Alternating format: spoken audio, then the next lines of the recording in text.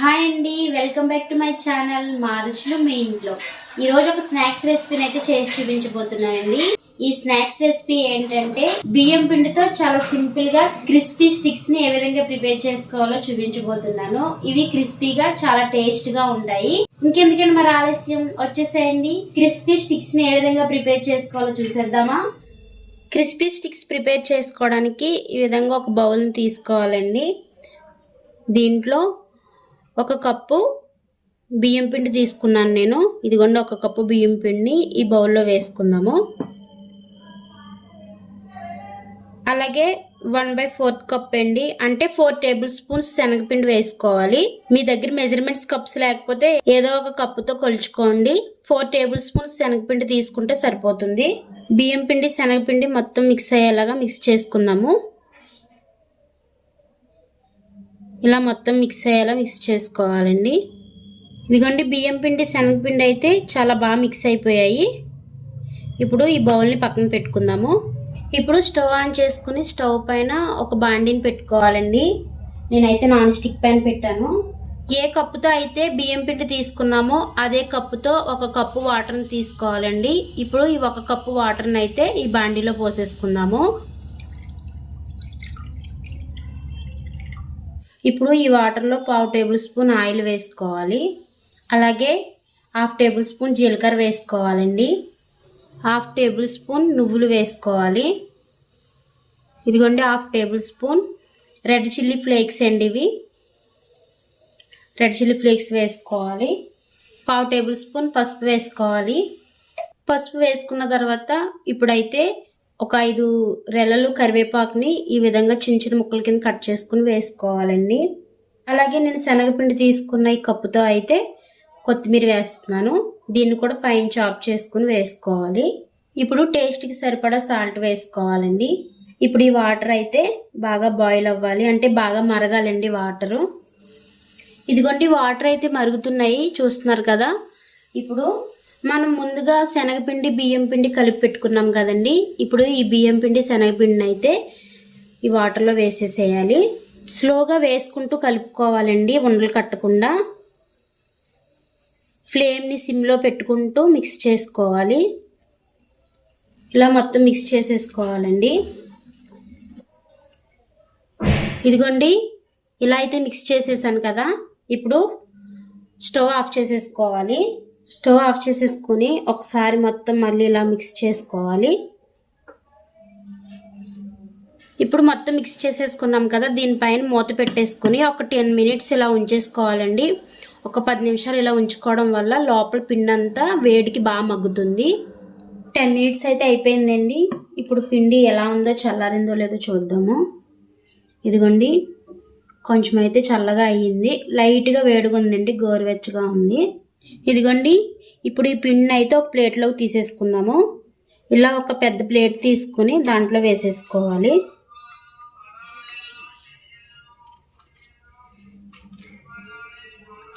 ఇప్పుడు ఇలా చేతికి ఆయిల్ రాసుకొని మొత్తం మిక్స్ చేసుకోవాలండి.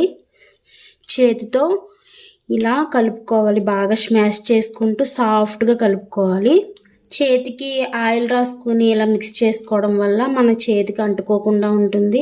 చూసారు కదండి, వాటర్ అయితే ఎక్కువ అవ్వలేదు. కరెక్ట్గా 1 కప్పు వాటర్ పోసాను, కరెక్ట్గా సరిపోయింది. ఇదిగోండి, ఇలా మొత్తం నేను మిక్స్ చేసేసి దగ్గరికి ఒక ఉండలా చేసేసాను కదా.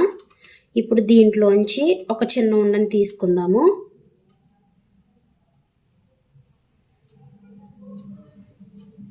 ఇలా చిన్న ఉండని తీసుకుందాము.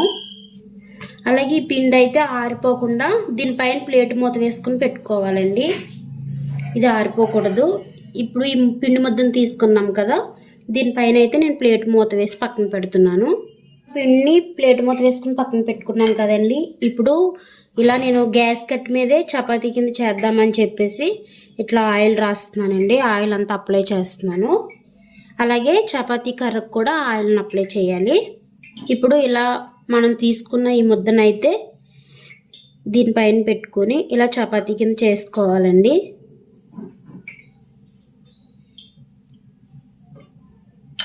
ఇది మరీ మందంగా కాదు, అలానే మరీ పలచగా కాదు, మీడియం సైజులో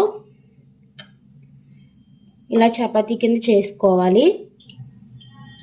ఇలా అటువైపుకి తిరగేసుకుంటూ ఇటువైపుకి తిరగేసుకుంటూ చేసుకోవాలండి. మనం పిండి బాగా సాఫ్ట్గా కలిపితేనే ఇలా మనకి మంచిగా వస్తుంది చపాతీలాగా, లేకపోతే మనకు మంచిగా రాదండి. ఇదిగోండి ఇప్పుడు ఇలా చేసేసుకున్న తర్వాత ఒక చాక్ తీసుకొని మనకి నచ్చిన షేప్లో కట్ చేసుకోవచ్చండి. నేనైతే ఇలా సైడ్స్ కట్ చేసేస్తున్నాను ముందు.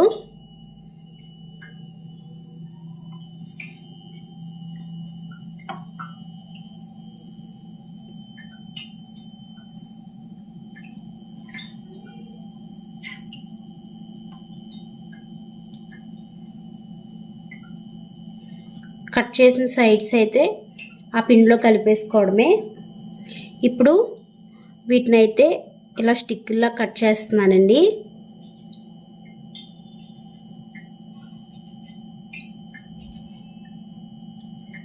ఇలా స్టిక్లా కట్ చేసుకున్న తర్వాత ఫోర్క్ స్పూన్ ఉంటుంది కదండి, ఈ స్పూన్తో అయితే జస్ట్ ఇట్లా హోల్స్ కింద పెట్టుకోవాలి. అట్లా అంటే అలా జస్ట్ ఆంచితే పడిపోతాయండి హోల్స్. ఒక డిజైన్లా అందంగా ఉంటుందని చెప్పేసి నేను ఇట్లా వేస్తున్నాను. ఈ షేప్ అనే కాదండి, ఏ షేప్లో అయినా కట్ చేసుకోవచ్చు.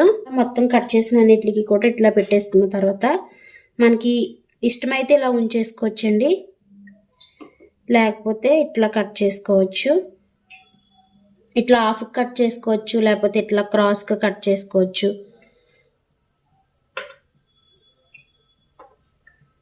ఇట్లా క్రాస్గా కట్ చేసుకోవచ్చండి. చూసారు కదా క్రాస్గా ఎట్లా కట్ చేశాను. ఇలా కట్ చేసుకోవచ్చు. మనకి ఏ షేప్లో కావాలితే ఆ షేప్లో కట్ చేసుకోవచ్చండి. చూస్తున్నారు కదా ఎంత పలుచగా ఎంత బాగా వచ్చాయో. ఒక్కొక్క పీస్ అయితే హోల్స్ పెట్టుకొని కట్ చేసుకున్న ఈ పీసులను అయితే ప్లేట్లో వేసేసుకుందామండి. ఇదిగోండి చూసారు కదా, ఇలా ఈ పీసులన్నిటినీ కూడా ప్లేట్లో వేసేసుకోవడమే. అదేవిధంగా మిగతా పిండిని కూడా ఇలానే చపాతీ పిండిలా చేసుకుని ఇదే విధంగా మనకు నచ్చిన షేప్లో కట్ చేసుకోవడమేనండి. ఇదిగోండి పిండి అంతటిని కూడా చపాతీలా చేసేసుకుని ఈ విధంగా స్టిక్స్ కింద చేసేసుకున్నానండి, కట్ చేసేసాను. ఇప్పుడు వీటిని అయితే ఆయిల్లో డీప్ ఫ్రై చేసుకోవాలి. స్టవ్ ఆన్ చేసుకుని ఒక కడాయిలో డీప్ ఫ్రైకి సరిపడా ఆయిల్ పోసి కడాయిని అయితే స్టవ్ మీద పెట్టానండి. ఇప్పుడు ఈ ఆయిల్ అయితే బాగా కాగాలి. ఇప్పుడు ఆయిల్ కాగిందో లేదో చిన్న ముక్క వేసి చూస్తున్నానండి నేను. ఆయిల్ ఇంకా కాగాలి, బాగా వేడవ్వాలండి. ఇదిగోండి మనం ముందుగా వేసిన ముక్క అయితే పైకి తేలింది కదా, ఆయిల్ అయితే మంచిగా కాగిపోయిందండి. ఇప్పుడు దీంట్లో నేను ఒక్కొక్క పీస్ని వేసేస్తాను. ఇలా ఒకటొకటిగా ఆయిల్లో వేసేసుకోవడమేనండి.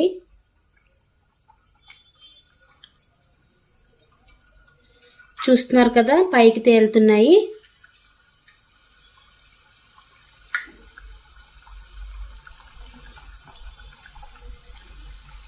ఇలా ఆయిల్లో ఎన్నైతే సరిపోతాయో అన్ని స్టిక్స్ని అయితే వీటిలో వేసేసుకోవడమే. ఫ్లేమ్ని మీడియంలో పెట్టి వేయించుకోవాలండి, లేకపోతే ఒకసారి కలర్ వచ్చేస్తాయి.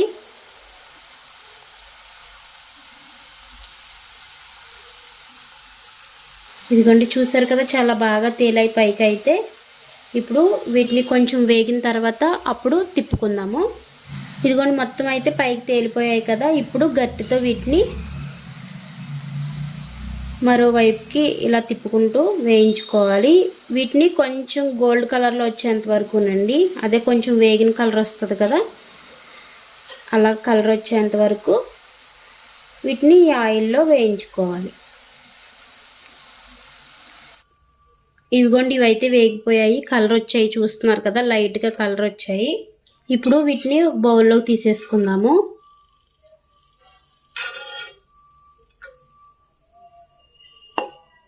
ఇలా తీసుకుని ఒక బౌల్లో వేసుకుందామండి.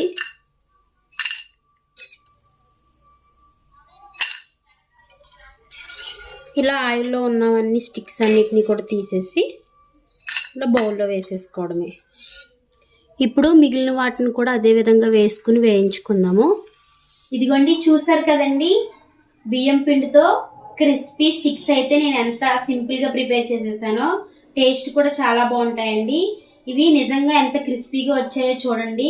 ఇలా ఇరిస్తేనే చూస్తున్నారు కదండి చక్కగా ఎంత మంచిగా క్రిస్పీగా అయిపోయాయో.